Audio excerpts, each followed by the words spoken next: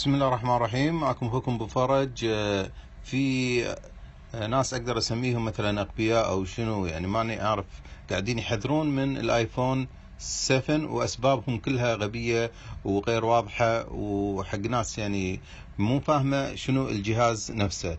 شوف هني الناس منتظرين ومخيمين عند محل ابل علشان يشترون الايفون 7، ولكن شركة ابل قالت انها نفذت الايفون 7 الاسود اللماع الجت، حتى ان في واحد من اللي واقفين حاجز مكان يبي يبيع مكانه ب $300 ووصل الى $3000.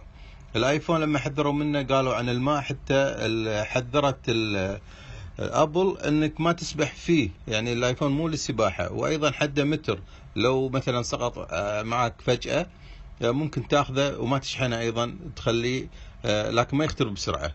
هذا هني بالفيديو مخلي الايفون 6 اس ساعه كامله في الماي بدون ان يتاثر، وشغله عادي بدون اي مشكله.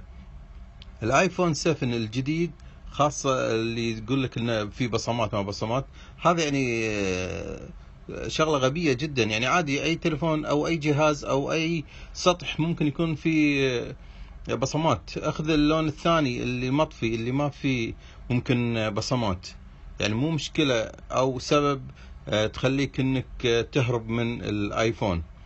الايفون الان مع المعالج الجديد ال10 صار أسرع تليفون موجود ما بين الأجهزة الذكية. حتى السماعات قالوا أن السماعات شلون تشحن وشو شيء غريب، وشلون ألغوا فتحة السماعة وسماعات بلوتوث. طبعا هذا أمر جديد، وكل شيء أمر جديد الناس تخاف منه، لكن بالعكس السماعات البلوتوث هذه قوية جدا. أنا مجربها من سنة مع الآيفون 6 وال6 اس حاليا بدون اي مشاكل، قاعد استخدم هذه السماعات البلوتوث، سماعات رائعة جدا. البلوتوث ما فيها اي مشاكل، تشحن وتسمع طبيعي بدون اي مشكلة. هذا يعني باختصار الرد على اللي قال ان الايفون في الاسباب الغبية اللي ذكروها عن انك لا تشتري الايفون 7 لهذه الاسباب. هذه الاسباب تعتبر، انا اعتبرها اسباب غبية وسهلة جدا انك تتلافاها. لكن الايفون 7 شيء تحفة فنية جديدة نزلت، والناس دائما تخاف من الشيء الجديد.